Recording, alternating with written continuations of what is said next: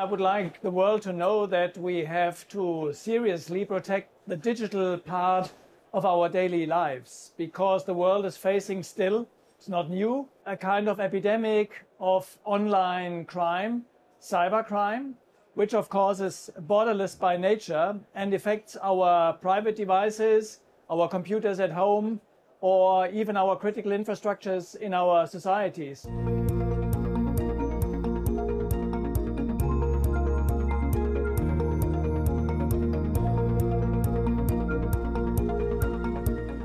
The Global Cybersecurity Forum brought together leaders from more than 80 countries.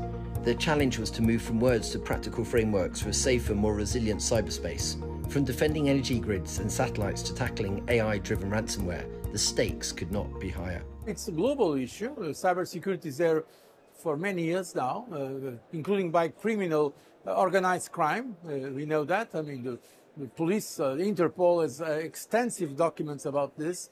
It's not new, but now it has become more urgent. We should prepare for those attacks, because this is not traditional kind of attacks. They are being developed, and now there are more and more developments also because of the developments in technology. Yes, we should raise awareness, and our countries should be prepared to avoid this kind of attacks. Let's look at how big is that sort of threat that we're facing, whether it's from state actors, organised crime groups, or those individuals it's sitting in a bedroom. Well, it's huge. What we've seen in cybersecurity element side on cybercrime is the returns on cybercrime are going into the trillions, effectively. The threats are everywhere, and I'm not looking to scare everybody here, far from it, but once you connect a device to the internet, there's a potential vulnerability that you're connecting to as well. Hybrid war, disinformation, sabotage, the fault lines of conflict have shifted online.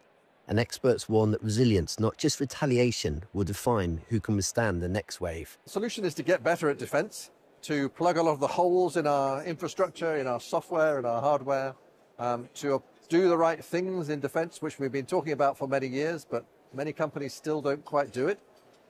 If we do that, if we also plan for when an attack gets through, so plan for resilience, how do you get back up and running? How do you limit the attack? How do you train your staff to know what to do after an attack and get things going again? Then actually we can protect our economies. It wasn't only about technology, but about people, trust, safety, and inclusion online. The forum highlighted that the future of cyberspace depends as much on human cooperation as it does on code. We always think about the technology, the investment in infrastructure.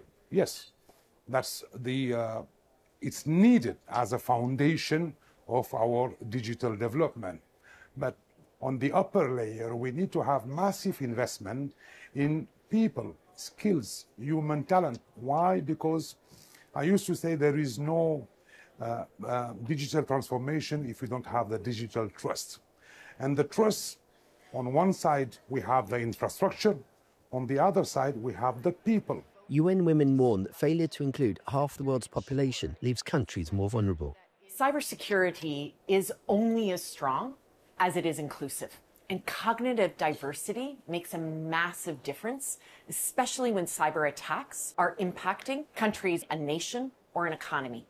The percentage of the cybersecurity workforce comprised of women is 24%. In 2012, it was only 10%.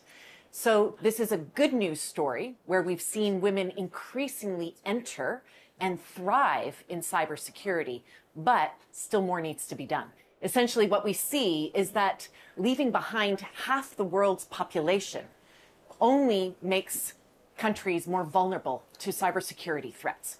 And as artificial intelligence becomes a weapon in the wrong hands, experts warn the attacks will target not just machines, but our minds. The point to think about is that cybercrime, and specifically AI-driven cybercrime, is not just an attack against machines. It's an attack against humans, an attack against the human mind. And we are going to have to upskill at scale to deal with this attack. From hybrid war to human vulnerability, the message from Riad is clear. Cybersecurity can no longer be treated as a specialist technical issue. It demands resilience in our infrastructure, investment in people, and inclusion across society. Because in a hyper-connected world, the next battlefront may be just one click away.